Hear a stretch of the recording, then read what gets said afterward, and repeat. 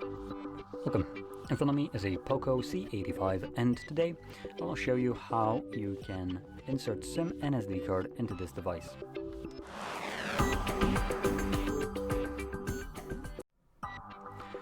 So, before we get started, you will want to grab your SIM ejector, which will come provided with the device in the box somewhere between the paperwork.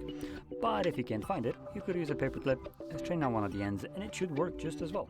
Now, once you have either one of those, you can pop out the tray, which will be located on the top left side of the device. So right here, you can see it. So grab your little tool. That sounds wrong. And just push it in. That still sounds wrong. Anyway, so from there, you can see that the tray pops out, enough for you to pull it out. Anyway,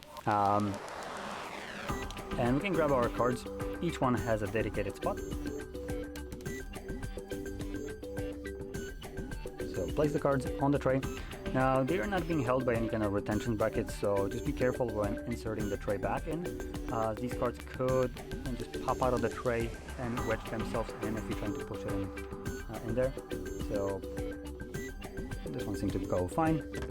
Now once you insert your cards, they should automatically start to work, hence why it's showing up with the SIM card pin.